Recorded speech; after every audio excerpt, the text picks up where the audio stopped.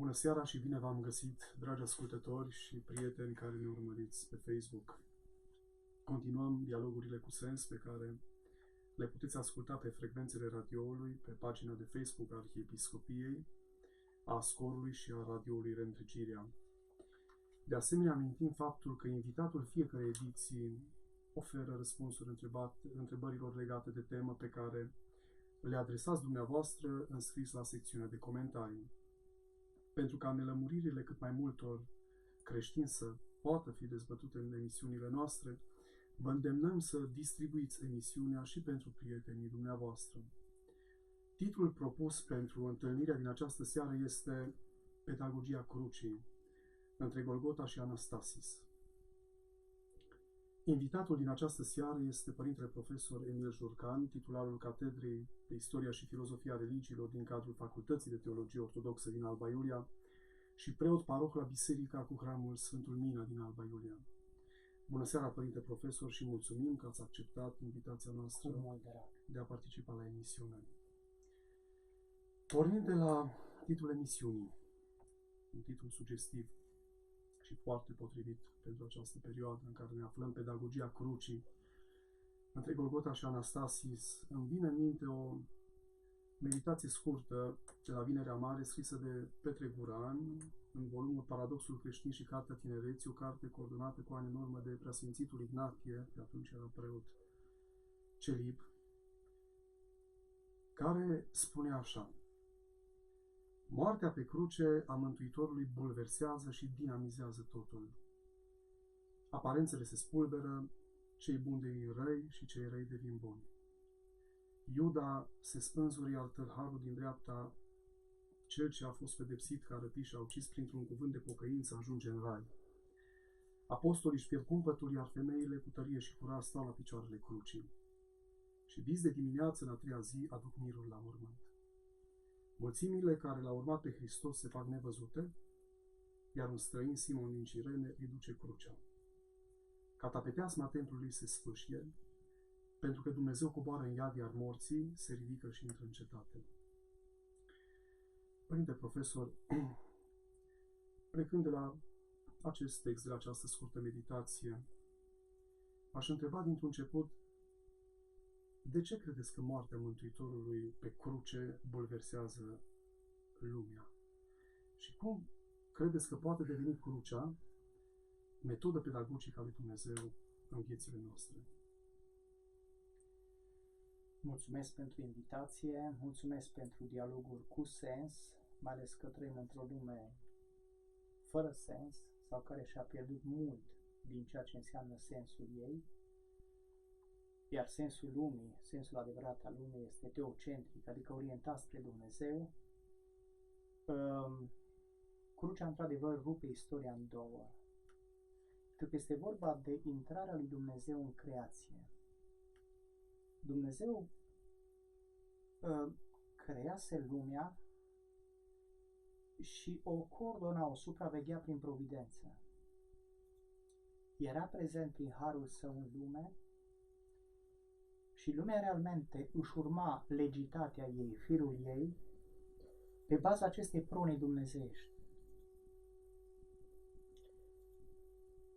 Atât de bun a fost Dumnezeu și atât de bun este, încât a lăsat mersul lumii în mâna omului.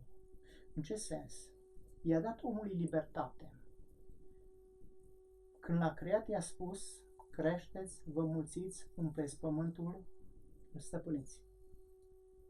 Creșteți, vă mulțiți, umpleți pământul. Îl stăpâniți în sensul de a-l stăpâni ca unul care ești trimis de Dumnezeu. Tu ești administratorul lui Dumnezeu în creație. Ești sindesmosul sau inelul de legătură între creație, lumea văzută și Dumnezeu. De aceea Dumnezeu îi spune omului, dă omului îi dă o chemare unică. Îl pune pe om să pună numele fiecărui element din creație, fiecărei ființe, fiecărui animal. Iar cum zicea latinul că nomen est omen, adică numele înseamnă ființialitatea, omul paradisiac putea să pună nume ființelor de sub regnul său, pentru că simțea ființialitatea fiecărui animal, fiecărui ființe. Atât de profund era percepția omului. În momentul în care omul cade, odată cu el se duce în jos și devine lipsită de sens, inclusiv ființialitatea restului creației. Cade lumea întreagă împreună cu omul, deși doar omul păcătuiește, ea suferă, iar Dumnezeu în această perioadă, până la intrarea sa în istorie cu trup, așteaptă în iubirea sa recuperarea omului ca și conștiință. O problemă. Ce însemna recuperarea omului ca și conștiință? Și anume, omul să ajungă la starea aceea de părere de rău în care să se întoarcă la Dumnezeu. N-aștepta Dumnezeu mare lucru, ci doar să-i spună lui: îmi pare rău că am plecat din dialogul cu tine, îmi pare rău că am plecat din acea hrană sufletească, prezența ta în fața mea, în logositatea, în dialogul nostru, era de fapt hrana mea, veșnicia mea. Eu gustam veșnicia ca om vorbind cu Dumnezeu, nu mâncând din creație. Creația îmi dădea dar.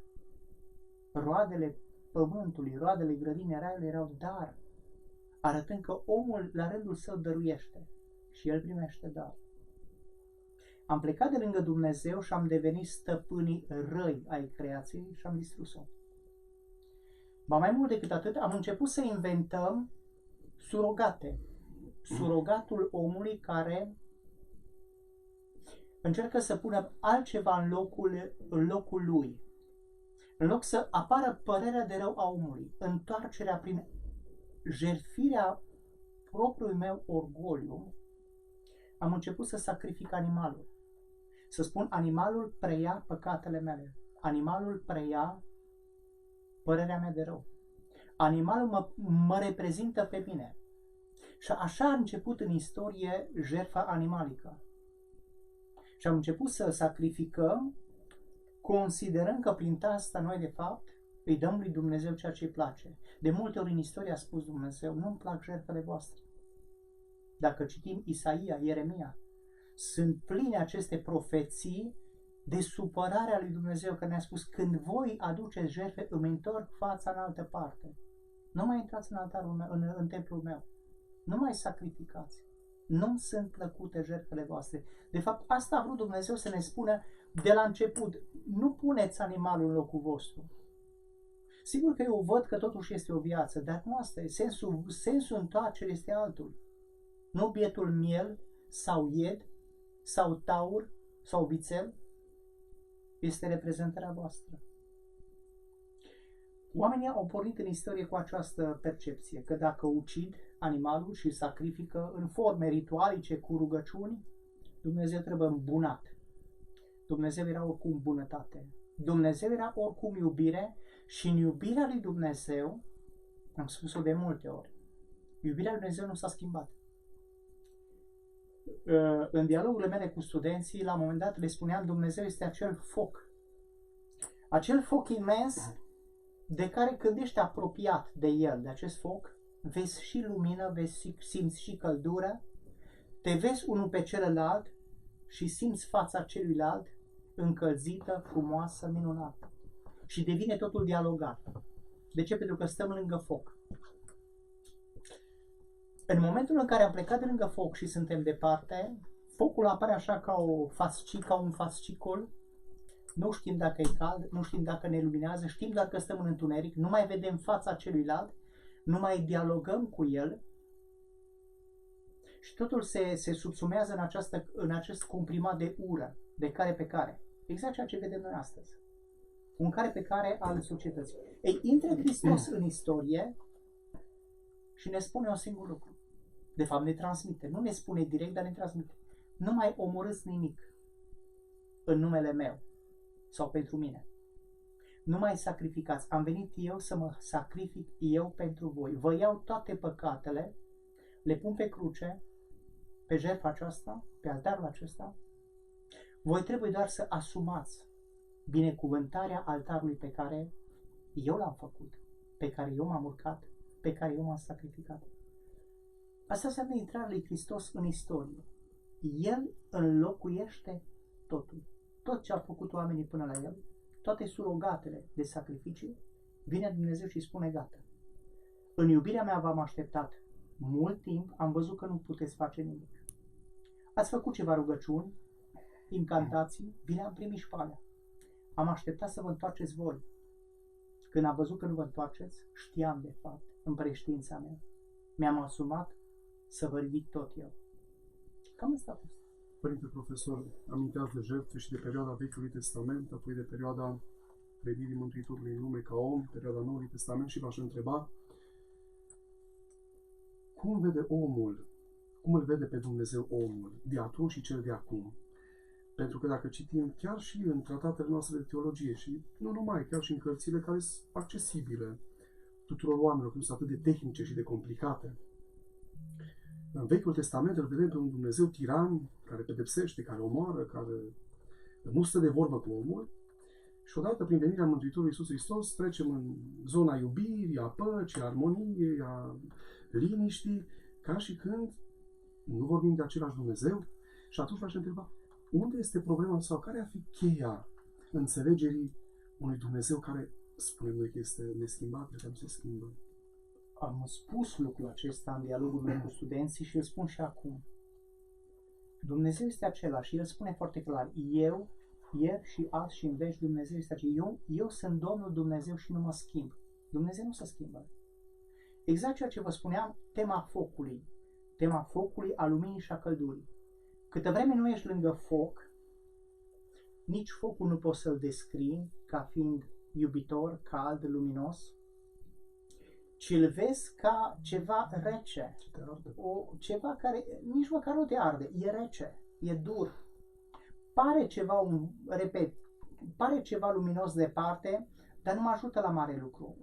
Nu-l văd pe cel de lângă mine. Și atunci eu cum pot să descriu pe acest Dumnezeu? Chiar dacă îmi transmite revelații, El îmi transmite revelații, El îmi spune adevărul. Dar eu sunt încă departe. Și atunci eu când preiau, că aici apare problema. De ce în Vechiul Testament apare așa? Pentru că atunci când eu preiau adevărul și îl scriu din starea omului depărtat de Dumnezeu. Din starea omului care vede totul rece. Din starea omului care simte depărtarea de Dumnezeu. Și atunci pentru el Dumnezeu este departe, chiar dacă adevărul transmite mesajul divin. Dumnezeu nu transmite cuvânt cu cuvânt. Dumnezeu trebuie transmite ideea revelată. Îl lasă pe autor să scrie el, cu propria lui originalitate, să scrie mesajul. Și atunci apare în Vechiul Testament un mesaj mai rece, mai dur, un Dumnezeu pedepsitor, un Dumnezeu gelos. Pentru că așa l-a simțit autorul, dar adevărul transmis este de fapt altul. Dumnezeu are o durere pentru umanitatea care nu se întoarce. Are o suferință. Deci Dumnezeu transmite suferința Lui pentru poporul care, indiferent, imediat schimbă, am zice noi, macazul. Apare Ahab cu Izabela și imediat tot poporul trece la Baal și Astarta ca zeități. Și pe Dumnezeu îl doare. Transmite durerea aceasta, iar autorul îl prezintă pe Dumnezeu ca un Dumnezeu dur, gelos, pedepsitor. O să vedeți pedeapsa lui. Eu și astăzi am spus vis-a-vis de omul de astăzi, am zis, Dumnezeu, nu mai puneți în cârca lui Dumnezeu, în gura lui Dumnezeu, nu mai puneți pedeapsa. Nu Dumnezeu ne pedepsește cu pandemia, noi ne-am pedepsit. Dumnezeu atât de bun este încât ne-a îngăduit. De aceea eu aș înlocui orice verb în care apare că Dumnezeu ne-a pedepsit. Am văzut și unele rugăciuni. Doamne, te-ai mâniat, ți-ai întors fața peste noi și pedeapsa ta a venit peste noi. Nu, noi ne-am pedepsit. Noi ne-am pedepsit că am început să ne jucăm de-a Dumnezeu. Am început să ne jucăm de-a făcătorii și desfăcătorii de virus. Când Dumnezeu n-a vrut. Dumnezeu n-a vrut, dar în iubirea Lui ne-a îngăduit. Dumnezeu n-a vrut să facem noi virus, să ne jucăm noi de-a răul. Dar atât de mult ne-a iubit Dumnezeu și ne iubește încât ne lasă, ca pe un copil care vrea el să pună mâna pe soba încinsă. Îl trage odată, de două ori, îi spune, nu-i bine, te arzi. Nu, eu vreau să pun mâna acolo. Bine, dacă tu vrei, du-te și pune mâna. Și după aia venim supărați pe el și spunem, da, de ce ne-ai lăsat? De ce? De ce ai încins tu soba? Păi nu că tu ai încins soba. Tu te-ai dus acolo. Soba n-avea treabă cu tine. Nu Dumnezeu a adus pandemia. Dumnezeu e îngăduitor. Te îngăduie. Să vă întreb, pentru că foarte mulți oameni astăzi strigă unde e Dumnezeu în toată această poveste și de ce nu intervine, nu să oprească această epidemie și îl auzeam pe Părintele Efrem Vatopedinul, cred că săptămâna trecută, într-un mesaj video pe care l-a transmis pe rețele din Mănăstirea Vatopedu, cum că Dumnezeu are o pedagogie a sa, spunea el, și că, de fapt, acest lucru trebuie luat ca o încercare pedagogică și ca o încercare pe care, de fapt, tot omul încearcă sau din care omul este vinovatul, nu Dumnezeu în toată această părere. Și de aceea v-aș întreba. Părinte, cum să zic eu, e exact copilul ăla răsfățat care le face pe toate și la sfârșit dă vina pe tata. Le-am făcut pe toate. Noi ne-am pus întrebarea, iertați-mă, de ce nu s-a pus întrebarea unde este Dumnezeu când ne răsfățam? Când ne băteam joc de cele sfinte? Când ne luptam cu Dumnezeu? De ce ne-am pus întrebarea unde este Dumnezeu atunci când nu mai puteam de bine? Când toată lumea se gândea la concedii, când pentru foarte mulți Paștile erau mâncare, băutură și apoi triferment, da, nu? Când pentru foarte mulți dintre noi biserica nu mai avea nici casa lui Dumnezeu nu avea niciun rol. Atunci n-am pus întrebarea asta. Pentru că nu ne interesa Dumnezeu. Acum, pentru că există aceeași lașitate, când ne-am dat de greu, cum să recunoaștem că noi suntem de vină? Cum să recunoaștem că Dumnezeu, în iubirea Lui, ne-a îngăduit să facem ce vrem? Nu, îl luăm tot pe el de urechi. Îl tragem de urechi și îi spunem, unde ești? De ce ai făcut asta? N-am făcut. V-am lăsat să faceți ce vreți. Și voi, că aici este marea problemă. Nu Dumnezeu te bate, tu te bați singur. Tu te bați singur. Te lasă Dumnezeu să te autodistrugi. Dacă îi cere ajutorul, te ajută. Dar să vină să te strângă de mâini și să nu te lase, atunci ai striga că nu mai ești liber. Ai zice, vai de mine că nu mai sunt liber. Ba da, ești foarte liber. Și s-a văzut în libertatea asta în jocul de-a moartea. Și acum când am văzut că chiar vine moartea peste noi, am început să fugim Dar nu fugim cu păreri de rău. Nu venim să spunem, Doamne, ne pare rău. Nu, venim cu acuză. Venim cu acuză și vrem să facem pe Dumnezeu un fel de, cum să zic eu, un fel de hocus-pocus al istoriei. Fă de astăzi să nu mai fie nimeni bolnav. Păi nu, că boala voi v-ați indus-o. Boala are un proces de întoarcere la credință sau de pierdere la credință. Părintele Gâlea de la Iud avea o vorbă referită la ceea ce spuneați dumneavoastră, că omul apelează la Dumnezeu ca la un serviciu de urgență la 112. Când îți arde casa, sună la 112. Când ți-e rău, sună la salvare. Și cred că așa facem și noi în raport cu Dumnezeu. Eu vorbeam altfel. Dumnezeu e văzut de foarte mulți ca un fel de tonomat. Tonomat sau automat de cafea. Știi, bag niște bănuți și aștept să-mi cadă paharul să mi se umple cu cafea. Vin acolo, dau un pomelnic, o hârtie, o prescurică, o lumânare și aștept imediat să facă. Am împățit treaba asta când a venit la mine cineva, o doamnă pe care n-am mai văzut-o și care mi-a spus că are o problemă. Ea știa că Sfântul Mina e un fel de magician și tot timpul le spun, Sfântul Mina nu este, cum să zic, Sfântul Păgubașilor, cei care și-au pierdut actele sau banii. Sfântul Mina te ajută să-ți găsești, să-ți recuperezi, da, mântuirea. Deci ăsta e scopul lui Mina. Nu este cel pe care îl căutăm doar când ne-am pierdut ceva. Și el, cel mai mare lucru pe care l-am pierdut este întâlnirea cu Dumnezeu. Sfântul Mina asta vrea să facă. Și doamna respectivă a venit acolo și a zis, părinte, știți, un pomelnic? Da, nicio problemă. Încerc să fac rugăciune. A venit după 2 săptămâni și părinte, nu mi s-a împlinit pomelnicul. Și a zis, dar nici nu se împlinea. N-are cum. Sfântul Mina nu vine. Eu nu v-am văzut de 2 săptămâni pe dumneavoastră într-o stare de pocăință. Eu nu v-am întâlnit. Ați venit la mine ca la un automat. Cu un pomelnic și o lumânare. Cu alte cuvinte, părinte, dă-i cu magia. Și din păcate sunt unii preoți care merg pedalează pe această idee magică, că ei pot să facă, să desfacă totul. Și nu e așa. E un proces întreg de întoarcere la Dumnezeu, după care urcușul spre cele sfinte. Deci e altceva. Aminteați de vinovăția aceasta a omenirii și de ura care se propagă parcă tot mai mult în societatea în care trăim și revenind la pedagogia crucii, care vedem crucea a fost semnul orii, semnul răutății, aproape am putea spune Hristos are de-a face cu un supliciu demonic până la urmă fiind răstignit pe cruce. Era în agonie și cu toate acestea vedem că El vine și transformă acest semn al umbrii, al respingerii, pentru un semn de îmbrățișare.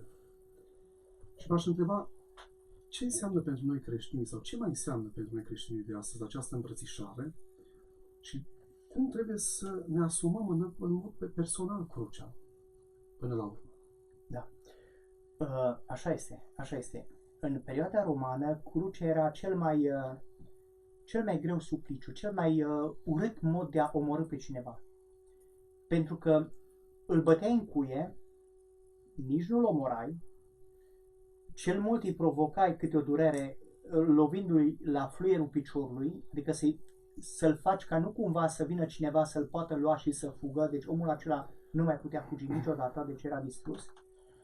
Îl lăsai sub pază să atârne câteva zile, că asta însemna, nu se murea odată, atârna câteva zile pe o cruce,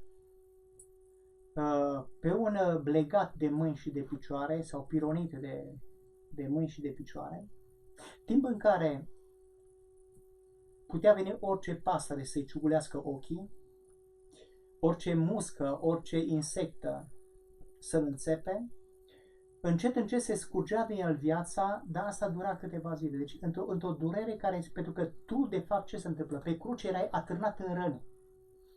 Noi vedem așa, crucifixuri cosmetizate. Erai prins între cele două, tibia și peroneu, cum se zice, oasele acestea de la antebraț, erai prins în cruce și lăsat să atârni. Orice cădere mai în jos înseamnă mișcarea rănii. Și la picior același lucru. Cu alte cuvinte, dacă te doare un deget când te-ai lovit sau când te-ai tăiat, gândește-te că acel deget, acea tăietură ar fi agățată de un cârlig care tot timpul trage rana mai tare, mai tare, mai tare. Te doare, nici nu mori, dar nici nu trăiești. Și 3 zile nimeni nu-ți dă nici măcar apă. Poate cel mult la batjocură ți se dă oțet. Pe de altă parte, vezi toată lumea care trece, pentru că crucificarea, ca și în cazul Mântuitorului, era pusă pe un loc mai înalt, special să fii văzut, undeva lângă drum, pe unde trec oamenii ca să te scuipe și să te ironizeze. Ia Hristos cea mai urâtă moarte. Toate celelalte tipuri de moarte erau mult mai ușor. Era ușor să mori necat, câteva secunde până când apa intra în plămân și se bloca rațiunea. Era ușor să fii tăiat, decapitat, pentru că asta înseamnă iar câteva secunde, dar să stai 3 zile în durerea morții și nimeni să nu spună o vorbă bună, nimeni să nu te mângâie, să nu vezi un chip care să zică bietul de tine, asta înseamnă. Ia Hristos cea mai urâtă moarte și o transformă în cea mai mare îmbrățișare. Cea mai mare îmbrățișare. Au crezut că i-au dat cea mai urâtă moarte și dintr-o dată bunătatea lui Dumnezeu arată că s-a transformat în cea mai mare, cea mai largă, cosmica îmbrățișare a lui Dumnezeu. Dumnezeu cuprinde de pe cruce, cuprinde lumea întreagă. Așa cum la început, cu toată deschiderea lui, a creat prin privire și logos totul în același lucru, în același mod, prin brațe deschise, prin privire și prin asumarea sufletului, recrează lumea aceasta căzută. Și de atunci Dumnezeu așteaptă să ne asumăm ceea ce de fapt El a trăit în cel mai urât mod. De aceea, dacă observăm toate replicile Mântuitorului care le spune: Doamne, de este cu putință să treacă de la mine paharul acesta, nu înseamnă paharul suferinței. Noi am introdus paharul suferinței, știu eu, era suferință. Hristos era și om și era frică ca om de moarte. Nu era vorba de om, pentru că om și Dumnezeu erau împreună. Era în aceeași, în același ipostas, în aceeași persoană împreună. și umanitatea și divinitatea se compenetrau, se susțineau una pe alta. Nu omul strigă, ci Dumnezeu știe ce își asumă prin cruce. Tot urâtul lumii. Nici o moarte n-a fost atât de urâtă, pentru că aici a fost Dumnezeu umilit la dimensiunea maximă. Nu doar că îi atârn trupul pe cruce, ci dai urâtul lumii, îi dai toate păcate, toată scârba lumii, toată mizeria lumii. I-o pui pe ființa lui, pusă pe cruce. Și Dumnezeu o șterge toată în iubire, ba mai mult, îți arată că te îmbrățișează și transformă crucea în altar. Deci din urâtul acela de moarte, Dumnezeu transformă totul în altar. Și am mai spus lucrul acesta și vreau să insist pe problema asta. Atât de bine biserica asta noastră ortodoxă, atât de bine a surprins această transformare a crucii în altar, încât dacă te duci în orice biserică ortodoxă, vei găsi masa Sfântului Altar având lipită în spatele ei crucea. Și le spuneam studenților că eu văd liturghia ca și cum Hristos de pe cruce coboară pe masă și de acolo e împotirul nostru. Și din potir vine apoi spre noi, spre toți, spre fiecare. Și îl doare pe Dumnezeu că El de pe cruce, din suferința aceasta, intrând pe masa altarului și intrând în potir, coborând pe masa altarului și intrând în potir, oamenii nu vin să-L guste. Deși se spune, gustați și vedeți cât de bun este Dumnezeu. Gustați și vedeți ce profund este Dumnezeu. Gustați și simțiți misterul lui Dumnezeu. Altceva, ceea ce facem noi și la ceea ce asistăm noi acum e dureros. Adică asiști la ce? La faptul că omul ajunge într-o situație destul de dramatică, că e o dramă, toată pandemia asta. Și omul nu simte până la urmă că singurul remediu nu este vaccinul acela, care nu știm ce consecințe va avea. Nu este medicina care o vedem îngenunchiată. Și este Hristos care îți dă verticalitatea frumosului, te face încă o dată să fii demn, să fii privitor spre cer. Și să-ți dea bărbăția care să te facă să-ți asumi. E o problemă tare ciudată. Aveam atâta durere în mine. Aveam o durere în mine că mă gândeam, Doamne, oamenii ăștia bolnavi de coronavirus, în vieții de ei, în momentul în care îl duci acolo și îl izolezi, îl bagi în cușca aia, unii suferă de claustrofobie, tu îl duci cu acel, știu eu, tub de plastic, așa, și îl duci după aceea și îl izolezi. Undeva într-o sală izolată în care toată lumea intră la tine cu frică, cel mult să schimbe câte o perfuzie și cam atât, nimeni nu vine. Tu nu mai vezi fețe, nu vezi niște măști, niște ochelari, niște puse pe gură, mănuși, halate, tu nu mai vezi ochii nimănui. Și acolo în durerea ta, aici este marea durere, acolo în durerea ta, nimeni din familia ta nu vine la tine, nu are voie. Tu nu mai ai pe nimeni. N-ai decât niște măști, niște perfuzii și atât. Și poate un tub care ți-l bagă în gură pentru ventilație sau ceva ca să fii cât de cât ventilat. Atât. Ce mai are omul ăla al nimănui, lăsat al nimănui, izolat? Îl are numai pe Dumnezeu. Singurul care îl te ține pe tine de mână în momentul acela nu este nici soția, nici mama, nici tata, nici copiii. Este Dumnezeu. Și atunci, cum n-ar trebui să insistăm pe această prezență a lui Dumnezeu? Oameni buni, dacă ajungeți în momentul acela, simțiți-l pe Dumnezeu că vă ține de mână. E singurul care îți dă speranță. Lăsați nemernici ăștia, nei ca nimeni, care vin să se lupte pe mai departe cu Dumnezeu, să pună întrebări tâmpe. Unde este Dumnezeu? Este, acolo este. Lângă bolnavul acela, lângă care nu stă nimeni. Acolo e Dumnezeu. Știai că acolo e Dumnezeu. Știi lucrul ăsta. Acolo unde omul acela și de moare nu poate să strângă pe nimeni, îl strânge Dumnezeu de mână. Și îi spune, eu nu plec de lângă tine. Au plecat toți, a plecat umanitatea de lângă tine. Toată lumea fuge de tine, tu ești bolnav, tu ești contaminat, tu ești frică pentru mulți. Pentru mine nu ești frică, pentru mine ești iubire. Și știi de ce? Pentru că te-am luat în brațe de când m-am urcat pe cruce. Și de atunci nu te-am mai lăsat. De atunci nu te-am mai lăsat. Să trăiești cu speranța asta, că eu sunt acolo cu tine. Vei fi cel mai vesel om în momentul în care, părăsit de toți, mai ai pe mine. Vei fi cel mai bucuros om. Nu o să știe lumea cât ești de bucuros. Pentru că eu sunt cu tine. Lumea asta, nici măcar la mormântarea ta nu o să vină. Dar nu contează. Pentru că eu te iau lângă mine. Mormântarea ta va fi, de fapt, nunta ta în veșnicie. Venirea acasă, cum am spus de multe ori. Revenirea acasă. E o temă atât de interesantă, inclusiv problema, vedeți, probleme care un teolog le gândește, sau mă rog, nu mă consider un mare teolog, dar am așa în mintea mea de multe ori. Și problema asta am spus-o, am discuții cu studenții câteodată sau cu creștini la parohie. Tâlharul de-a dreapta, un tâlhar, un nemernic, un nenorocit care și-a viola, fura, batjocorea, omora, între stânga și dreapta, tâlharul din stânga, tâlharul din... Nu a fost nicio diferență. Făceau același lucru. Ăla din dreapta, la un moment dat, are conștiință și spune acolo în durere, pomenește-mă și pe mine.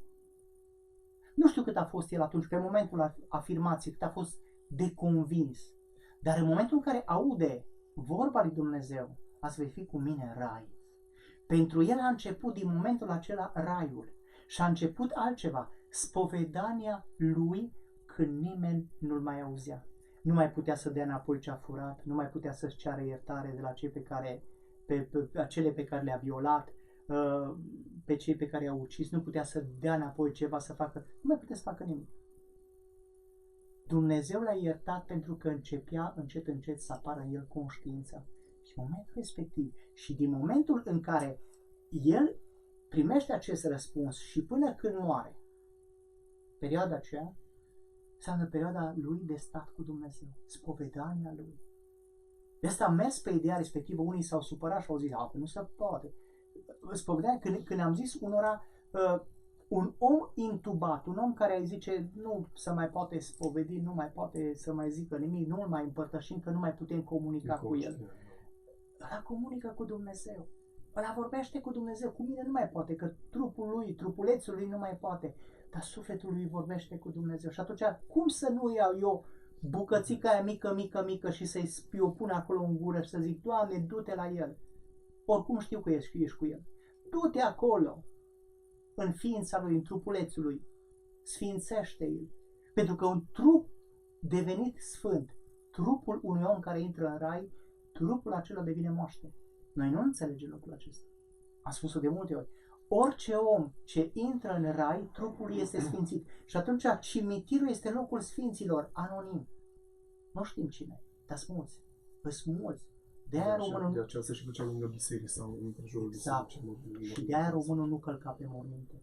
Pentru că mi prea murdară talpa, pantoful meu, piciorul meu, opinca mea este murdară față de ceea ce este mormânt. Da? Da, e un lucru extraordinar. Adică e o teologie atât de frumoasă și cred că asta trebuie să le spune la oameni. Orice s-ar întâmpla, dacă, Doamne ferește, vine această pandemie peste oricare dintre noi, să știm un singur lucru. Va fugi lumea de noi, dar nu fuge Dumnezeu. Și mai este ceva, nu mori, te duci acasă. Tu ai fost creat să mergi acasă, să fii acasă. Ai plecat din casa lui Dumnezeu și un timp mergi pe drum spre casă. Asta este viața noastră. Viața de aici nu este viață. Este drumul spre viață. Drumul spre acasă. Ce trăim noi aici. Și atunci, în momentul în care începi să înțelegi lucrul acesta, nu o să mai fii invidios pe ăla care strânge aici bunătățuri și bogății. Te vei gândi cu milă la el și vei zice, bietul de tine. Tu nu-ți dai seama că te împovărezi și nu mai ajungi acasă? Ce tot strângi așa ca nebunul tot felul de adunături, ba mai pui și firma ta, numele tău pe acolo, să arăți lumii cât ai strâns tu în rucsacul ăsta care de fapt ar trebui să fie plin de altceva, nu de materie, pentru că tu ești în drum spre casă.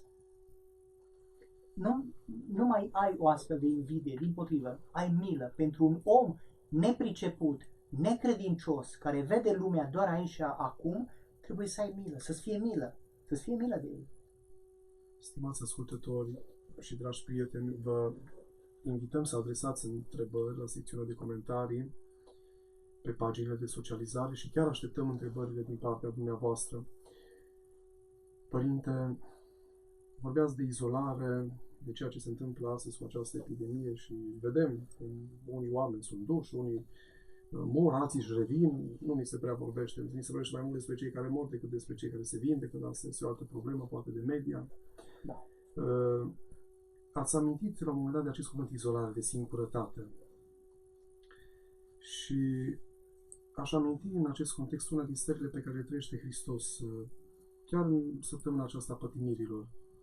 Și cred că și El a trăit acea singurătate sau poate acea izolare. Și dacă citim la strană sau cântăm la denile din zilele acestea, vom vedea imensa lui singurătate.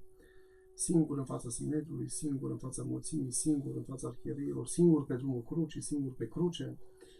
Ne putem gândi la o grămadă de personaje și din Vechiul Testament, să-l aducem pe Iov, în amintire, care putem spune că și el și-a asumat crucea, nu? Rămânând singur până la urmă, nu stând pe gunoi, plin de bube.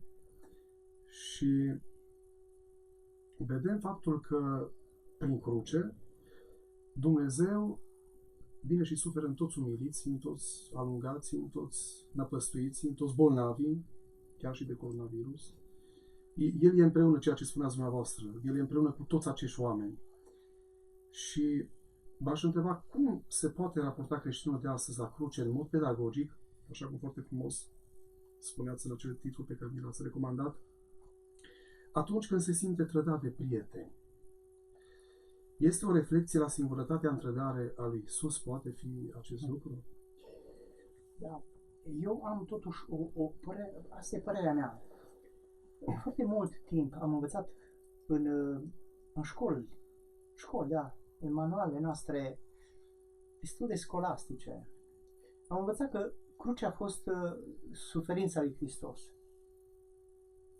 Abia târziu mi-am dat seama că a fost bucuria lui Dumnezeu. Și că niciodată Mântuitorul n-a spus sunt singur, niciodată n-a spus, nu s-a plâns, m-ați lăsat singur. Dimpotrivă, singurătatea lui Dumnezeu e dureroasă în sensul că, propriu zis, și-a dat seama că umanitatea nu e în stare să vină lângă el. El nu plecase de lângă umanitate, de lângă ucenici. Doar că ucenicii nu pricepeau. De asta vedem că dorm pe înfundate în grădina Ghețiman, dintr-o dată îi prinde somnul acolo, când știau bine că sunt ultimele momente. Știau bine că unul plecase să-l vândă, să aducă gloata, să-i spună exact unde îl pot prinde. Pentru că îi spusese Mântuitorul, ce ai de făcut, du-te și fă mai curând. Și e clar, le-a spus, unul dintre voi mă va trăda. Când? Acum, du-te și fă mai curând. În alte cuvinte, pe Dumnezeu îl durea nu singurătatea lui, ci îl durea singurătatea umanității, care nu înțelegea ce jertfă de iubire făcea el. Și atunci, repet, eu văd crucea ca actul bunătății lui Dumnezeu. Într-o discuție care am avut-o cândva de mult cu un om de altă credință care nu cinstea crucea, îmi spunea, este biciul lui Dumnezeu. Vedeți, crucea este biciul lui Dumnezeu. Cum să mă închin, cum să respect eu crucea când a fost de fapt biciul lui Dumnezeu? Pe moment eram la seminar, cred că. Pe moment am zis, biciul lui Dumnezeu. Ba, nu-i biciul lui Dumnezeu, că este cruce, că într-adevăr este suferință. După aia mi-am zis, n-a fost niciodată biciul lui Dumnezeu. A fost altarul iubirii lui Dumnezeu. Niciodată Dumnezeu n-a fost singur, El a fost tot timpul împreună cu cerul întreg. Îl dorea pe Dumnezeu că nu era și pământul cu El. Nu înțelegea omul această pedagogie a iubirii lui Dumnezeu. Și până astăzi se întâmplă același lucru. Omul nu înțelege că Dumnezeu ne iubește și la bine și la rău. Doar că la rău ne îngăduie tot din iubire să facem ceea ce credem noi că vrem să facem. Așa cum ne îngăduie și în bine să facem ce vrem noi să facem. Cu alte cuvinte, Dumnezeu atât de mult te iubește încât te lasă să faci ce vrei. Dar te așteaptă toată viața ta să zici, îmi pare rău. Te așteaptă toată viața ta să zici la un moment dat, Doamne, pomenește-mă și pe mine. Doamne, primește-mă, vin și eu acasă. Te așteaptă Dumnezeu să zici lucrul acesta. Și sunt ferm convins că asta e pedagogia de astăzi. Dumnezeu o îngăduie cu scopul că ori devenim mai buni, ori ne facem mai demonici, mai răi, mai încâiniți. Și acum să știți că lumea se va cerne. Vor fi oameni de o profunzime extraordinară, oameni care îl vor găsi pe Dumnezeu, oameni care, după ce trece pandemia asta, dar și până atunci, vor privi altfel cerul, vor privi altfel un copac înflorit, vor simți pașii lui Dumnezeu peste tot, mâna lui Dumnezeu o vor vedea peste tot. Alții, dimpotrivă, vor vedea numai blesteme, răutate, de ce Dumnezeu se portă cu noi așa, adică vor ști să dea vina pe Dumnezeu pe care nu l-au căltat niciodată, pe care tot timpul l-au admonestat, ca să nu zic l-au înjurat, tot timpul s-au luptat cu el, tot timpul au avut ceva cu Dumnezeu și cu biserica lui.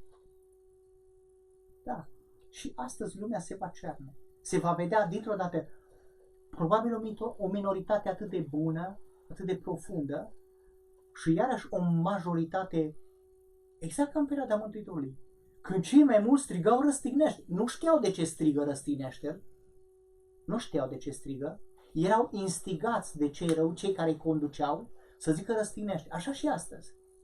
Omul nu știe de ce strigă împotriva lui Dumnezeu și a bisericii, te strigă pentru că cineva îi spune lui, prin mass media, prin canale de informație, prin așa zis și formator de imagine, de gândire, îi spune strigați.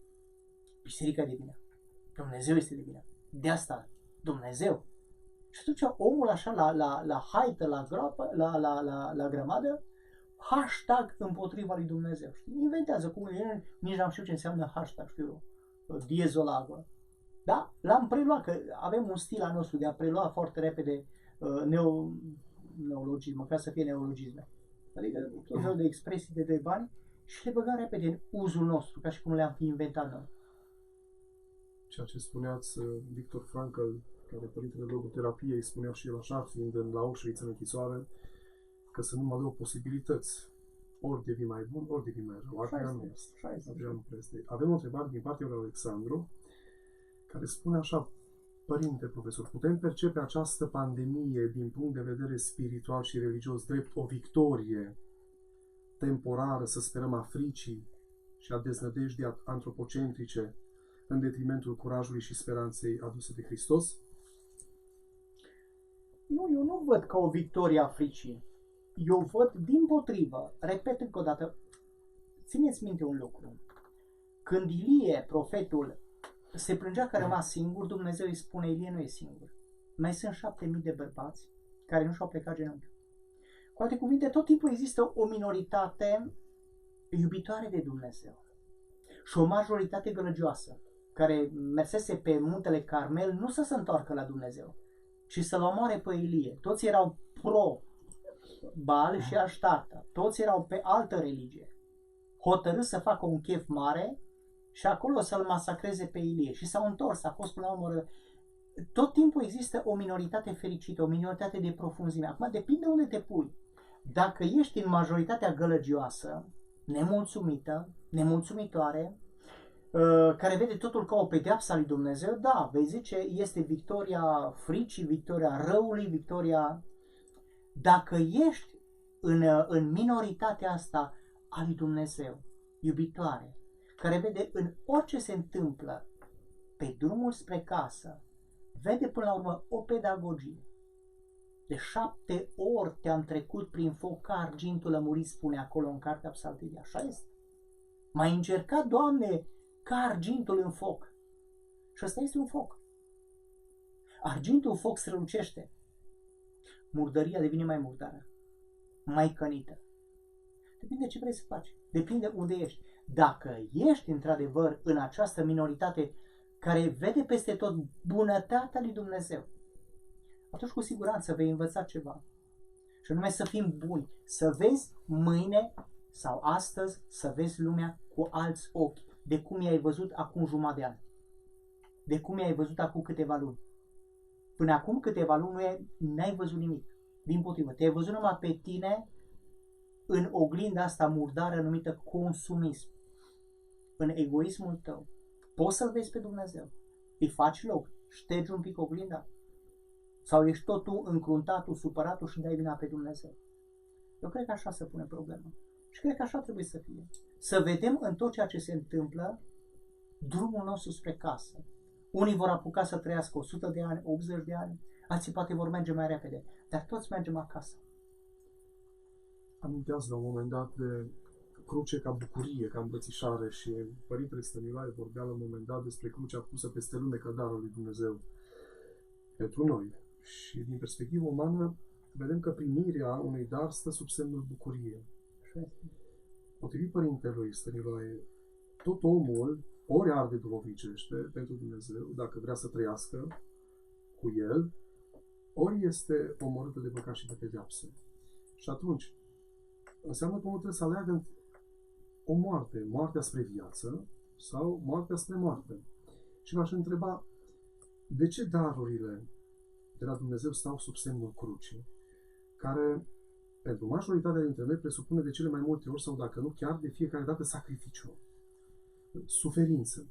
Și toată lumea vede suferința asta într-un stil ăsta masochist, care umblând cu analgezice fiecare după noi. Și atunci v-aș întreba, cum putem, făcând legătura și cu întrebarea de dinainte, în care cred că Alexandru vrea să spună ideea aceasta că noi oamenii ne alimentăm, sau și cei din vremea Mântuitorului se alimentau mult mai ușor din povestea aceea majorității, a oamenilor care ziceau, care stăteau lângă tine și astăzi că e mama, că e tata, că-s prietenii, decât să asculți de cuvântul tainic al lui Hristos despre care vorbeați. Și atunci întrebarea ar fi, cum putem noi să înțelegem ca oameni ai bisericii sau ca oameni care caută pe Dumnezeu, că or fi și oameni care caută pe Dumnezeu, că nu l-au găsit, să gândească sacrificiul și suferința ca fiind o binecuvântare sau un dar. Că nu cred că e simplu. Așa este. Am repetat și repet încă o dată.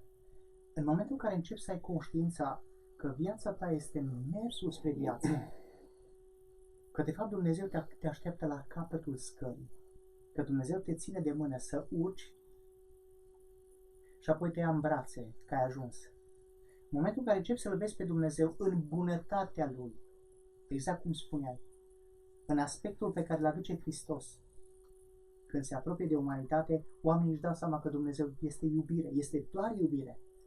Este și atotputernicie, este și dreptate, dar în primul rând Dumnezeu este iubirea jertfitoare pentru lume.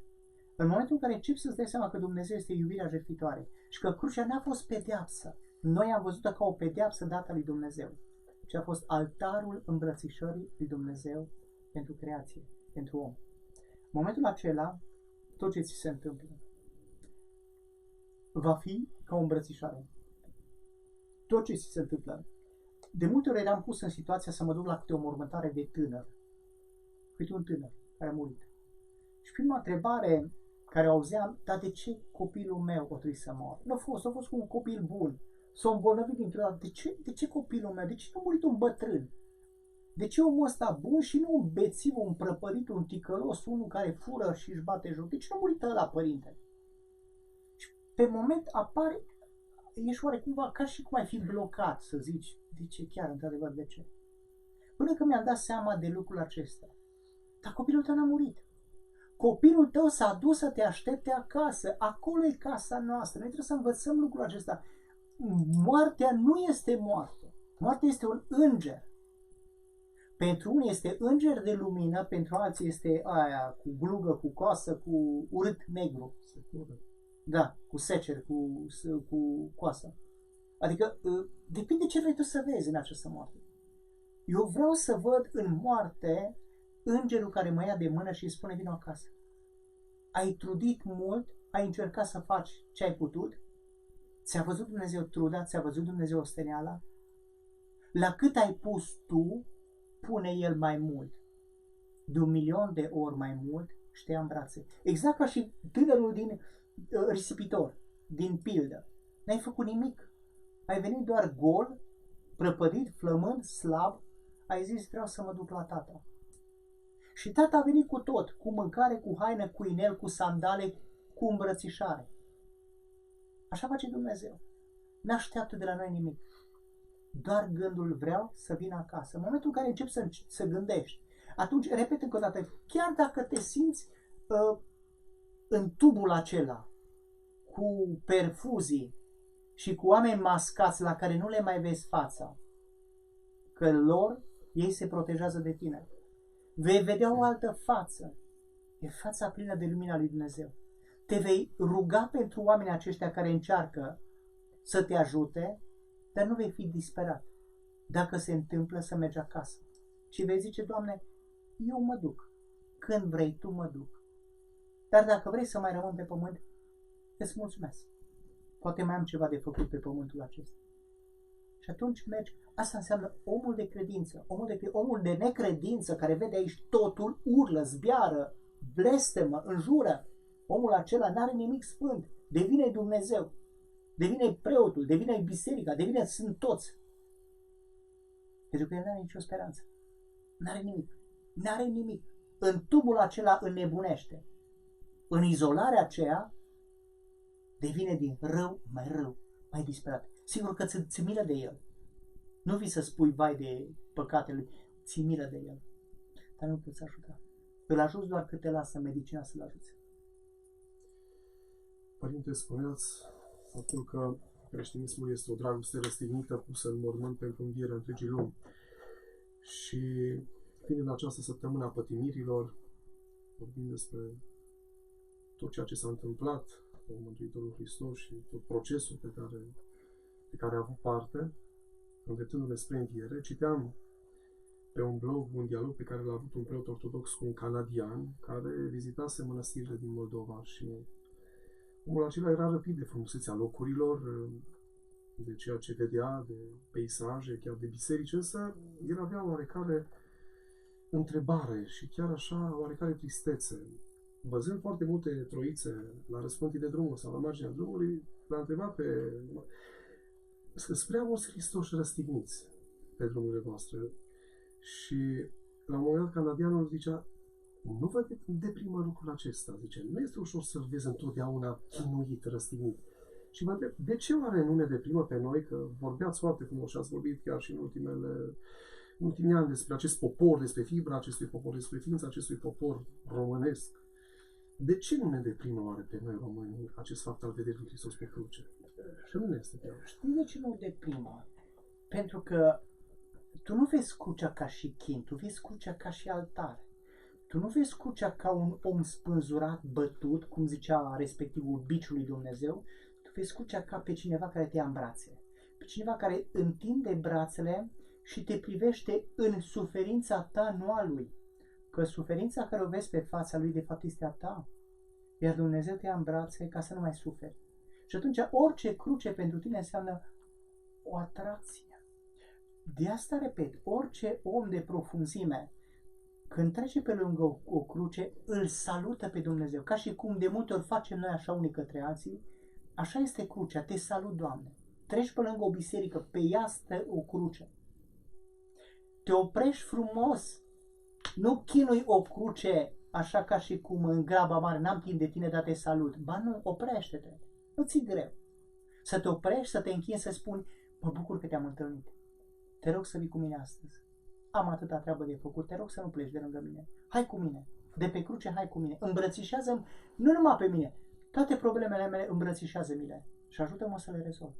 Așa face omul de profunzime. Sigur că omul care vede lucru, exact cum am zis eu, terifiant, numai la nivelul pedepsei romane, crucificarea, da, va zice, domnule, e deprimant pentru mine. Exact cum spunea cineva, că crucea în clase îi deprimă pe copii.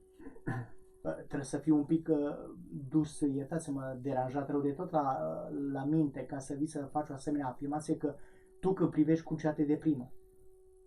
Pe atunci privește în oglindă să vezi că ești mai deprimat. Adică, cu alte cuvinte, totul te deprimă. Ești tu cu boala în tine, nu boala nu vine de la cruce, ci din tine. Rezolvă-te pe tine.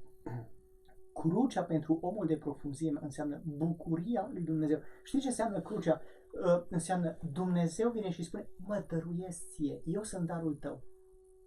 Mă primești?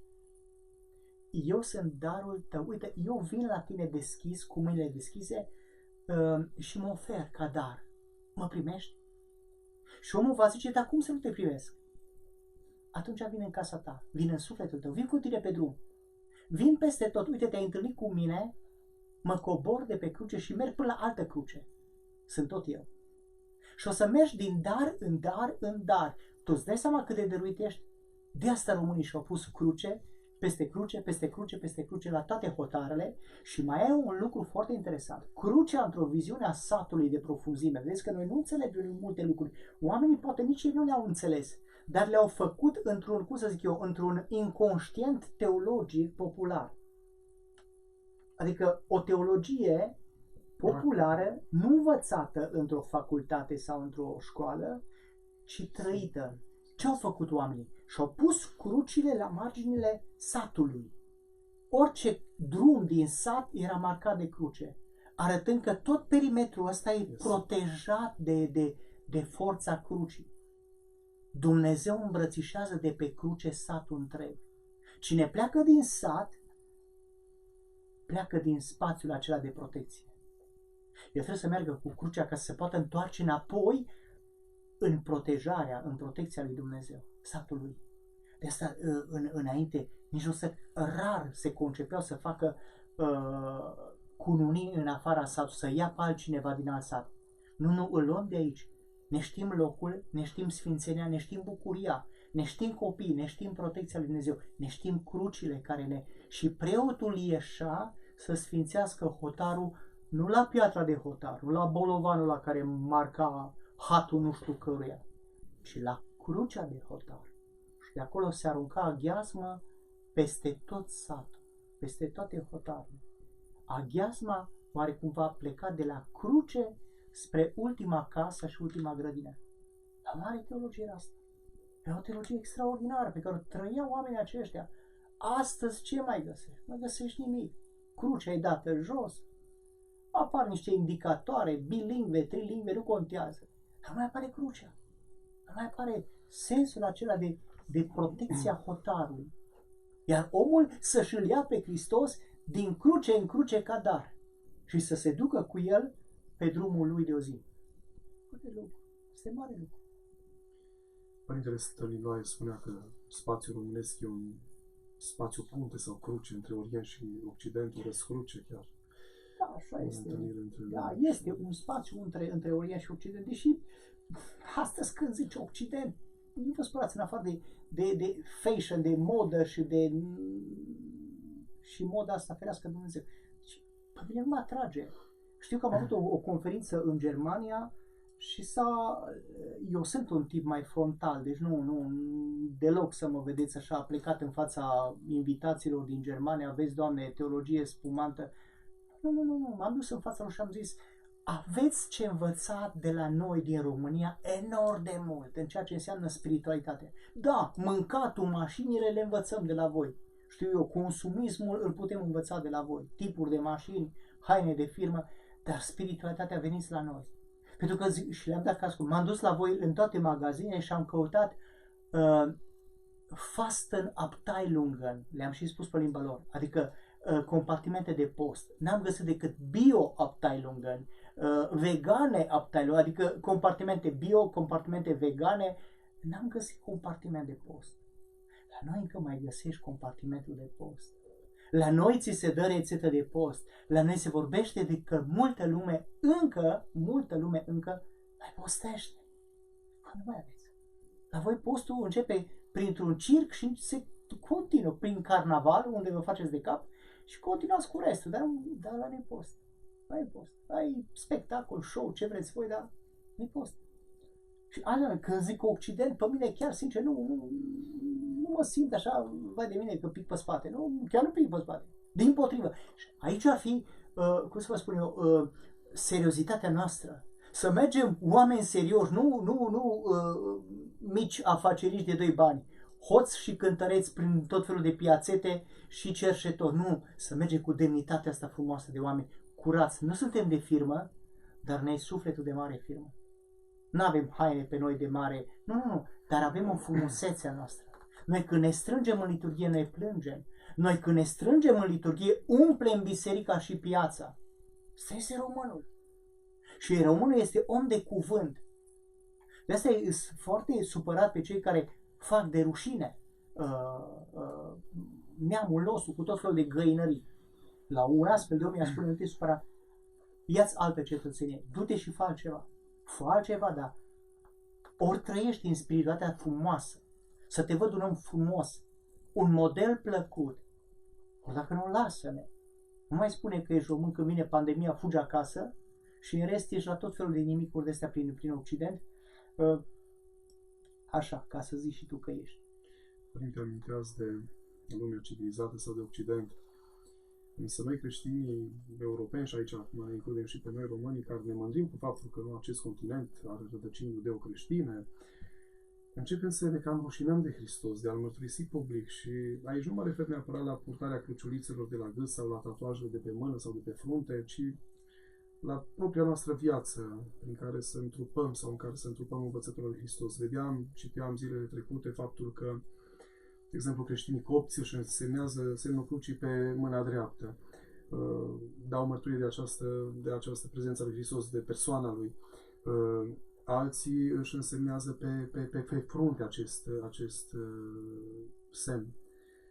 Și vedem că în țările din Orientul Mijlociu, dumneavoastră predați de foarte multă vreme istoria și filozofia religiilor, a fi credincios înseamnă a lua calea spre sinaxarul nerostit al bisericii. Adică, nu știu dacă mai trăiești de la o zi la alta, de la permanentă stare de martiraj, da.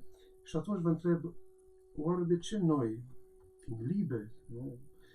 Având toate posibilitățile de a-L mărturisi pe Hristos, nu mai apare sacrificiul, jertfa? De ce ne teamă oare? Că acelor oameni nu le teamă.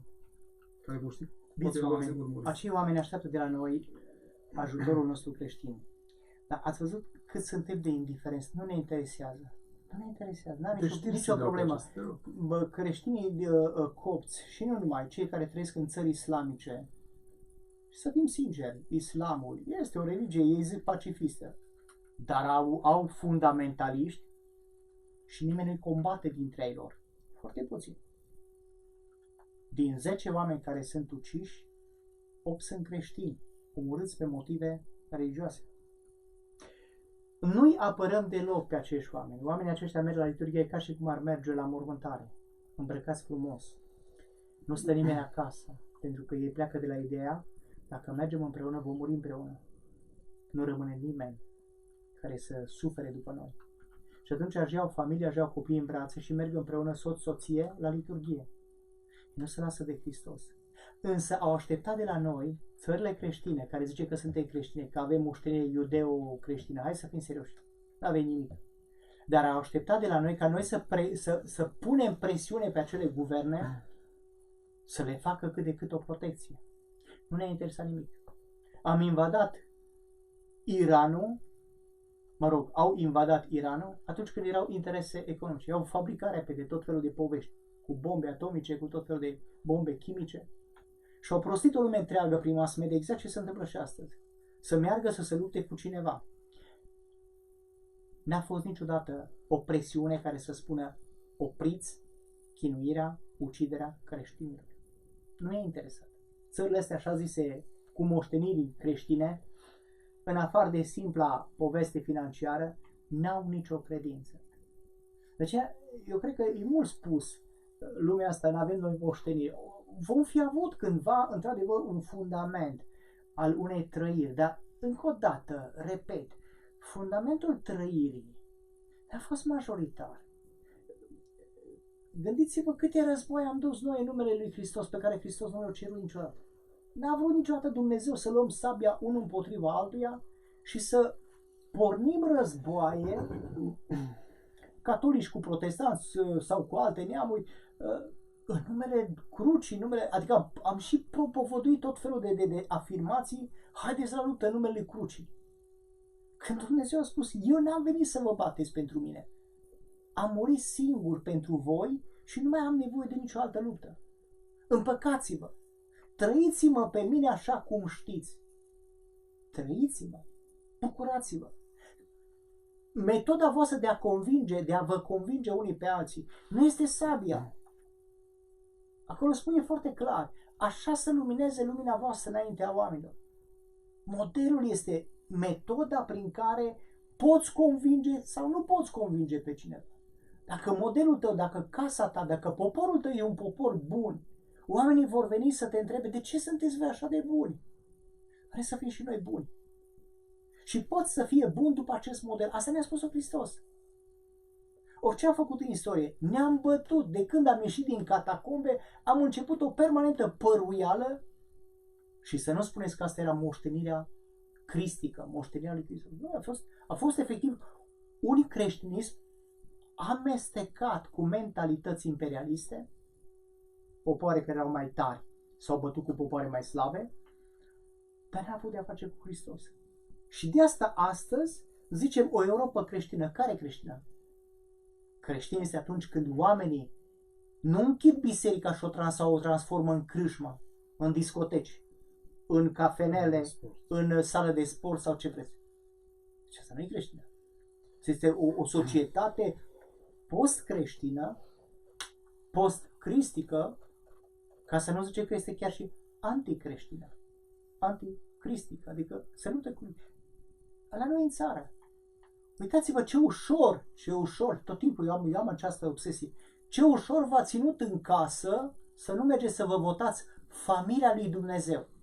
Dumnezeu ne-a zis așa, a creat bărbați și femeie, crește și vă mulțiți, voi sunteți familia pe care eu am făcut-o, n-am făcut alt tip de familie. Asta este familia mea. Au venit răspândacii și v-au zăpăcit și stați acasă. Că a zis că este votul lui Dragnea, era votul lui Dumnezeu. Cât de ușor te lași mumit și păcălit. Că după aceea vii și spui, dar unde ești, Doamne, că suferim? M-ați alungat. Eu sunt tot acolo. Ați plecat de lângă mine. Mi-ați distrus familia. Și acum vreți ce? Ce să fac eu? Că nici acum nu veniți sincer la mine. Nici acum nu vă doare.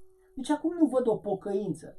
N-am văzut un președintele al nostru de țară să iasă să spună, hai să ne rugăm. Nu, dimpotrivă, nu mergeți la biserică, opriți biserica, închideți biserica, nu dați Paști, nu mai dați Paști, nu știu, nici nu știu cum să dăm Paștile. În ce să le sterilizăm? Avem niște... Tot felul de variante în care bieții preoți sunt destul de confuzi. Și poporul care știa cum lua Paștile, păi Paștile, mai ales în gândirea noastră ardelenească, frumoasă, cineva spunea că zice, ne-am luat după nu știu ce, catolici sau grec-catolici, că noi punem paharul cu vin mult și cu pâine așa să plutească. Păi nu e atâta. În viziunea noastră creștină de profunzime, că trebuie să găsim sensurile, este potirul lui Hristos luat la tine acasă. Că ai reușit să te împărtășești foarte bine că te-ai împărtășit cu Hristos. Dar uite că biserica îți mai dă încă un potir care reprezintă jertfa de bucurie a lui. Nu este trupul și sângele, dar nu ești departe. Este jertfa lui Dumnezeu dată ție cadou. Tu te duci și îți iei acel păhărel, sau ai tu acasă, fiecare ardelean are un pahar din care nu bea. Ăla îi ținut curat. În ăla nu se pune vin, nu se pune apă, nu se pune șpriț. Ăla e pus bine, ăla e paharul de Paște. Și de acolo o ducem acasă și fiecare cu lingurița ne dăm unii altora ca și cum ne-am împărtășit încă o dată cu Hristos. De data aceasta ne împărtășim cu jertfa, cu bucuria pascală lui Dumnezeu. Nu cu trupul și sângele, pe el l-am primit la liturghie. Aici primim bucuria lui Hristos a înviat. Și atunci tu vii să-mi spui, vă contaminați, faceți bube. De aici fac bube. Nu la aeroportul din Cluj fac bube. Nu acolo primesc virusul. Nu faptul că dați drumul să meargă la pescuit. Citeam tot felul de... Acolo mă pot duce? Sau plimbate cu cățelul. Mă plimb cu cățelul, dar nu mă pot plimba cu copilul. Să poate? Adică, vedeți cum au inversat oamenii aceștia lumea? Ori vine biserica și spune, oameni buni, de unde sunteți, strigați, Hristos a înviat. Ar fi fost ideal să spună, ieșiți în stradă la distanță. Priviți o turlă de biserică. Să știți că de acolo Dumnezeu vă îmbrățișează și vă spune că adevărat a înviat. Dar măcar să vedeți o turlă de biserică. Nu să stați în apartamente, că vor închis unii, sau pe balcoane unde nu vă vedeți decât unii pe alții. Măcar să ieși să vezi o rază de cruce de pe un vârf de biserică. Că nu faci bube. Dacă ai conștiința frumoasă, dar și aici e o problemă, că nu avem conștiință. Noi când ieșim afară ne aruncăm unul altul. Disciplină. Da, nu avem disciplina asta. Și Păcate. probabil că trebuie ținută sub supraveghere, sub Echilibru. cheie, stați atunci mai bine, dacă nu știi, exact ca la Dacă nu aghiazmă, știm ca la comporta, aghiazmă, în loc să te bucuri de aghiazmă, să zici mulțumesc, Doamne, pentru apa asta care îmi ne sfințește viața, îmbolzim, ne omorâm. ne face rugby. Abia așteaptă Am presa asta de caracteristică. scandal să găsească, știu eu, certăreți de ăștia pe apă sfințită. Și pentru ei asta e știrea. Nu, știrea nu e rugăciunea. Nu au treabă cu rugăciunea că te rogi. Nu, la ei interesează dacă ai făcut scandal, dacă te-ai împins, dacă ai luat 2 caserole de sarmale. Și asta arată cât de jos te coboară mass media, cât de jos vrea să te coboare mass media și să-ți arate cât de slab ești ca popor. Vrei să rămâi așa? Părinte, încet ne apropiem de finalul emisiunii și aș vrea să amintim o persoană pe care nu avem dreptul să o uităm în această perioadă și e vorba de Maica Domnului, pe care o vedem la picioarele crucii, privind în ochii tulburi și chinița ai fiului ei și doar gândindu-mă la o mamă pe care încă o am și pe care unii o avem, unii nu mai avem, o avem în cerul, nu o putem despărți pe Maica Domnului de lemnul crucii. Există o legătură, am spune, structurală, ființială între cruce și Maica Domnului. Și m-aș întreba, cum credeți că s-a lăsat ea, dacă am putea spune, târâtă probabil de apostolul Ioan, când romanii au eliberat acea zonă cu Cinua, a plecat de acolo lăsând ce avea mai scump, pe unicul ei fiu. Și care credeți că a fost drumul Maicii Domnului după ce piatra mormântului a astupat viața? Eu îmi pun întrebarea, dar credeți că a plecat? Eu cred că n-a plecat. Eu cred că a rămas pe mai departe, undeva, fie și mai retras un pic, cu aceeași privire spre cruce, cu aceeași durere că fiul ei suferă, dar în același timp Maica Domnului a simțit de la început pulsația divină. A știut că crucea aceea nu este moartea unui om, ci este iubirea unui Dumnezeu pe care l-a purtat în pântece.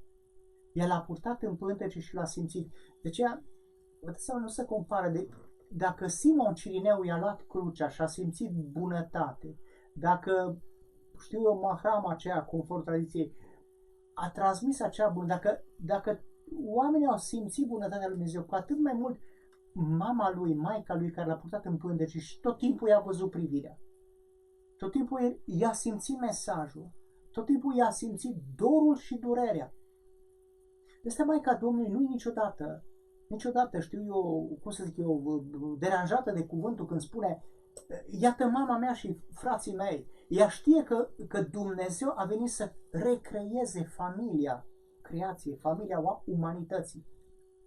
Și atunci ea știe, l-am născut, i-am dat trup din mine, dar familia lui Dumnezeu este mult mai mare. Este imensă. Asta este familia lui Dumnezeu. Și atunci eu nu văd pe Maica Domnului plecând, ci a rămas acolo până când, probabil, s-au schimbat și i-au trebuit să se retragă, pus în mormânt, deci până când a fost pus în mormânt, că n-a durat mult, până când Mântuitorul moare pe cruce, e dat jos, e pus în mormânt, se pune sigilul și ei sunt trimiși acasă. Și Maica Domnului se duce și aici apare o problemă care, iarăși, îmi pune întrebarea, ce a făcut Maica Domnului în tot răstimpul ăsta, până la înviere, până la înălțare și până la revărsarea Duhului Sfânt, că au fost toți împreună. Până la venirea Duhului Sfânt, când apostolii au prins putere și au ieșit în piață, erau o mână de fricoși strânși în casa lui Ioan Marcu, în jurul cui? A lui Petru nu. În jurul celea care știa cel mai bine cine a fost Isus, care a fost viața lui, care a fost taina lui. Aș zice, de la mormântul Mântuitorului începe Evanghelia Maicii Domnului. Noi n-am vorbit despre asta. Maica Domnului a început să stea să le vorbească. Cum a fost cu Betleem, cum a fost cu fuga în Egipt, cum a fost la 12 ani. Și cei care au primit Evanghelia Maicii Domnului au început să o scrie. De ce noi zicem Evanghelia Matei, Marcu, Luca și Ioan, dar uităm că la început a fost Evanghelia ei. Iar Fiul Său le-a dat vestea bună, Evanghelia lui Hristos, transmisă de Maica Domnului și apoi scrisă de patru ucenici. Și asta este Maica Domnului. Și atunci ea a rămas atât de apropiată de ei. Iar, vedeți, una din virtuțile, din multele virtuți ale Maicii Domnului, este ascultarea. L-a luat pe Ioan ca pe copilul ei. și prin aceasta a luat, cum să zic eu, simbolul purității a copilului din noi, arătându-ne, pe de altă parte, dacă vreți să fiți lângă Maica Domnului, trebuie să fiți copii.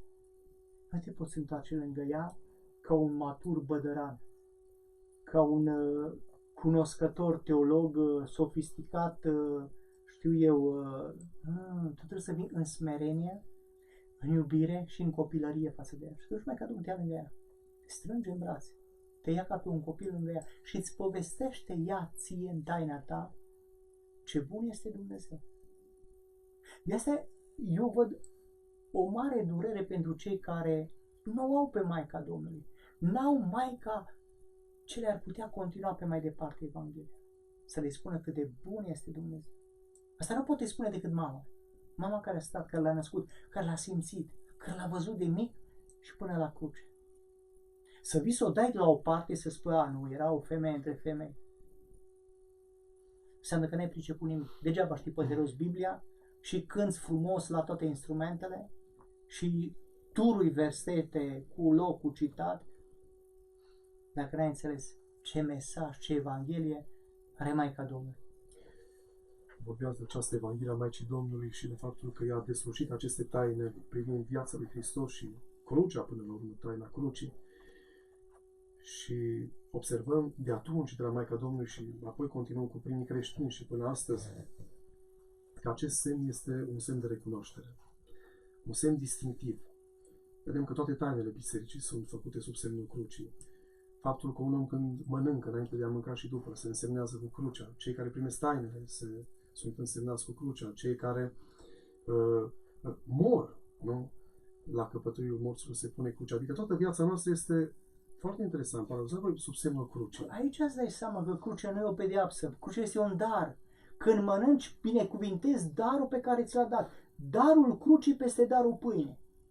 Când mori, moartea este un dar. I-ai pus un dar la cap, așa cum pui colacul acela pe masă, îl perenizezi, îi pui crucea la cap ca un dar. Și atunci v-aș întreba, apropo de progresiști, că știu că vă plac și de aspiranții acestei ideologii neoliberale. E mult spus progresiști, lăsați-mă pe progresiști. Progresiști sunt cea rău, în rău. Da, ei acuză acest gest al crucii, care vedeam în anumite articole, ca fiind un simplu automatism, spuneau, specific credinței creștine și care nu are niciun fel de conștientizare, iar chiar unele mișcări din astea ezoterice vin și spun că de fapt e un semn magic, un semn așa hocus-pocus care vine și transformă. Acum, care e totuși deci prima întrebare, care progresiști? Ce progres? Progresul răului? Atunci, da, există progresiști. Dar, hai să fim serioși, progresiști. Adică le place să li se dea, vezi, Doamne, parcă noi am fi retrograzi ea din urmă și ei sunt cu progresul în față. Care progres? Ăsta cu pandemia, uite ce progres ne-ați făcut. Mulțumim de progresul progresiștilor. Deci eu nu-i văd progresiști în nicio situație. Dimpotrivă, niște oameni orgolioși care nu știu nimic, dar să bagă în orice. Mai ales în religie. Mai ales în credința creștină. Adică pe undeva au dreptate.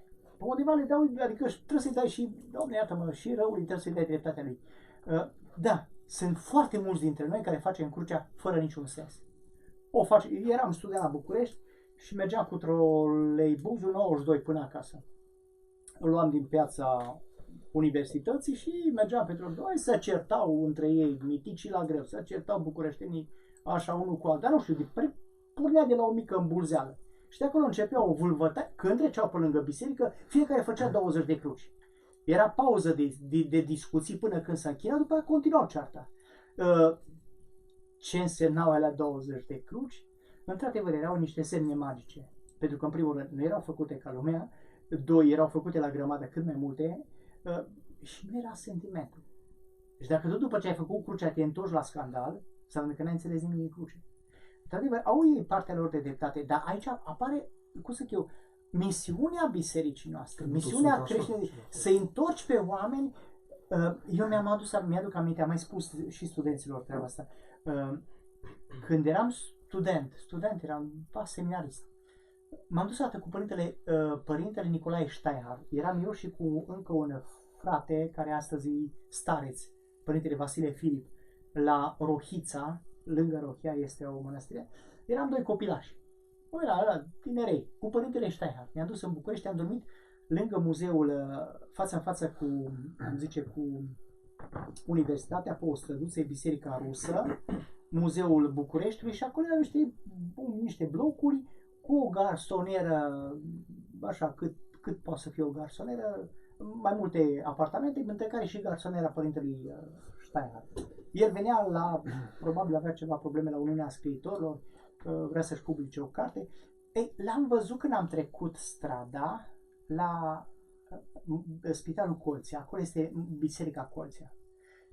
Într-o lume de furnicari de ăsta bucureștian, în care toată lumea căra ceva, pe vremea respectivă erau mașini, dar foarte mulți erau și pe jos, într-o lume de furnicari, părintele s-a oprit în fața bisericii, dar cum să zic eu, cu o lejeritate de asta, nu știu cum să spun eu, aristocratică, parcă ceva nobil. Se oprește în fața bisericii, își ia pălăria, stă și privește cu un zâmbet biserica, privește crucea, privește pe Dumnezeu, se închină de 3 ori, ca și cum, Doamne, am ajuns, mulțumesc că te-am văzut, își pune pălăria și pleacă lejer pe mai departe. Deci asta era crucea ca întâlnire, crucea ca salut, crucea în care îi zici lui Dumnezeu, mă bucur că te văd. Iar restul, ăștia cu papornițe, cu plase, cu minuni, pe vremea aia era criza de pâine, cărau ăștia pâine dintr-o parte în altă, tot fel de cumpărături în furnicarul de a ajunge la gară, de acolo erau troleele către gară, făceau și ei cruci. Dar le făceau ca oamenii care, magic, dă Doamne să ajung cu bine acasă. Și nu era nimic din ceea ce... Adică, probabil că era credința lor. Dar, repet încă o dată, educația asta lipsește. Noi trebuie să ne reeducăm cum să ne trăim credința, cum să ne reîntâlnim cu Dumnezeu adevărat. Părinte, chiar dacă mai zăbovim câteva minute, nu mult, ne apropiem de final. Apropo de acest automatism sau de crucile astea făcute cu sutele și cu miile, așa, inconștient și fără să ne dăm seama, poate chiar de multe ori chiar și noi intrăm în această zonă, aș vrea să ne spuneți câteva cuvinte, pentru că știu că dumneavoastră ați avut, probabil, șansa de a vorbi în câteva dăți cu un om care a stat ceva vreme și prin Alba Iulia, e vorba de Gerontie, de Părintele Gerontie, cel nebun după Hristos, care își manifesta credința printr-o repetare aproape obsesivă, nu a semnului crucii. Și vedeam, eu fiind seminarist și student în catedrală, de fiecare dată făcând zeci și sute de cruci și eram cumva și noi așa. Era altceva. Și să ne spune Era altceva. La un om ca Gerontie sau ca alți, ei se numesc nebuni pentru Hristos, dar de fapt sunt oameni atât de lucizi în fața lui Dumnezeu, dar pentru lumea asta apar, pentru lumea asta noastră, da, progresistă, da, ei apar ca nebuni. El simțea că în fiecare cruce de fapt stă o rugăciune. Nu era doar un salut, era rugăciune. Așa cum zice Doamne Iisuse Hristoase. Și cu siguranță că un astfel de om ajunsese la cota de rugăciune și trupul lui imita, ca să zic așa, reda trăirea lui. Deci, facerea crucii venea din interior. Din rugăciunea aceea permanentă, de asta Gerontie nu vedea pe altcineva, el vedea pe Dumnezeu. Și atunci fiecare om cu care se întâlnea, îl vedea pe Dumnezeu, făcea cruci, vorbea glumeț deschis, dar tot în aceeași iubire a Dumnezeu, arătând oarecumva cât de copil este Dumnezeu cu fiecare dintre noi și cât de deschis și cât de bun. Noi, repet, noi l-am sobriezat, ca să inventez un cuvânt. A făcut sobru pe Dumnezeu. Apar icoane în care Mântuitorul e atât de întunecat, de supărat. Sau justițiar. Da, sau justițiar. Nu, Dumnezeu este bunătate, este zâmbet. Și eu cred că așa ar trebui. O icoană în care Dumnezeu zâmbește se apropie de ceea ce de fapt este El real. Este un permanent zâmbet. Iar un Gerontie era în zâmbetul, în bucuria lui Dumnezeu. Și de asta El se manifesta atât de natural, făcându-și cruce ca rugăciunea ieșită din El pe trupul lui, da? Și bunătatea care nu lăsa să se supere niciodată.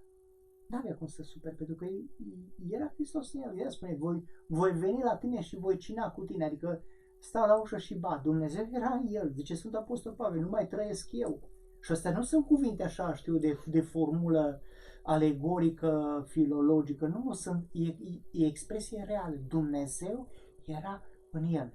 Orice formă de manifestare era, de fapt, forma lui Dumnezeu din el. Cred. În încheiere, Părinte Profesor, un gând de suflet pentru cei care ne-au ascultat la radio și pentru cei care ne-au urmărit pe Facebook, fiind săptămâna pătimirilor și apropiindu-se Marele Praznic al Învierii. Chiar era o întrebare legată cum vom petrece aceste sărbători și cum ne sfătuiți pe noi cei care vom sta acasă să petrecem aceste sărbători. Eu nu sunt un mare sfătuitor, așa, un rețetar, dar eu cred că este timpul în care să-L găsim pe Dumnezeu în tot ceea ce se numește viața noastră. Până acum l-am pierdut. Până acum l-am pierdut pentru că ne-am pierdut pe noi. Acum ne regăsim. Ne regăsim acasă, ne regăsim în rugăciune, să avem fiecare dintre noi canonul de rugăciune, cât de cât un pic de stat în genunchi pentru de vorbă cu El, că eu așa văd rugăciunea, stau de vorbă cu Tine, Doamne, uite, 10 minute stăm de povești. Îți spun ce am făcut astăzi, îți spun să ai grijă de mine, îți pe drum, s-ar putea să cad, ajută-mă să ajung acasă. Deci, să te poți reîntoarce în tine, să simți altfel, să citești din Scriptură toate aceste momente, dar să le citești altfel. Tu nu citești un ziar. Biblia nu e făcută, nu e o novelă, un roman de... Nu. Biblia e un mesaj către tine. Dacă tu înțelegi mesajul, atunci cu siguranță că fiecare cuvânt este al tău, este pentru tine. Ia să începem să citim Sfânta Scriptură. Să citim așa cu răbdare Sfânta Scriptură, mai ales pericopele acestea care sunt din Evanghelie și care vorbesc despre pătimirea lui Hristos, moartea și învierea sa. Să vedeți ce mesaj găsim în fiecare expresie, cât de nouă ni se pare nouă Sfânta Scriptură. Iar în ceea ce privește așteptarea luminii a Paștilor, cu siguranță să ne gândim că dacă nu luminează Dumnezeu noi, degeaba aduce lumină de la Ierusalim. Putem să punem 10 candele prin casă cu lumină, să fim niște nervoși, niște încruntați, niște supărăcioși și să nu simt nicio lumină. Dacă nu este lumina în tine, încearcă să fie lumină în tine. Că asta înseamnă lumina lui Hristos luminează tuturor. Dumnezeu intră în tine ca lumină.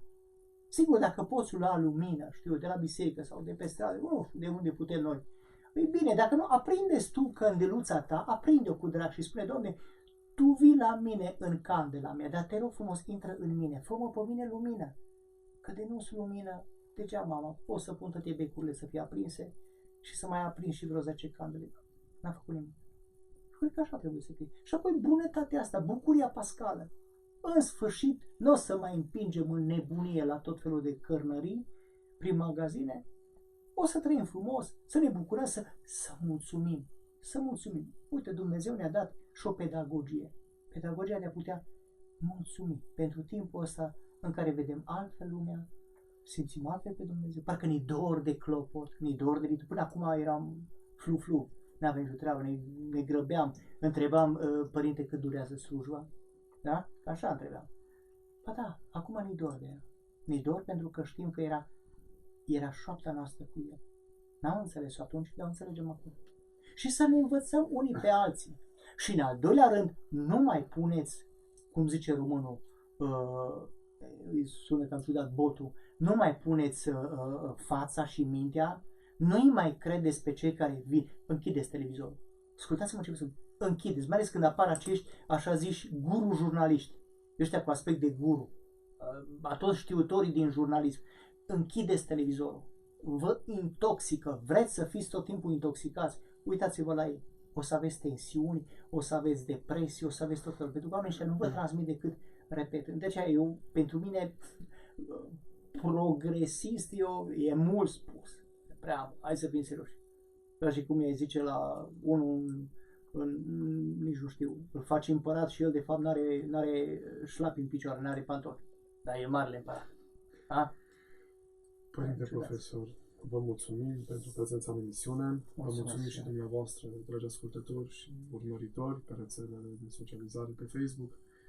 Noi ne vom reîntâlni lunea viitoare, în a doua zi de Paști, avându ca invitat pe Părintele Profesor Alexandru Moldovan. Doamne ajută! Doamne ajută!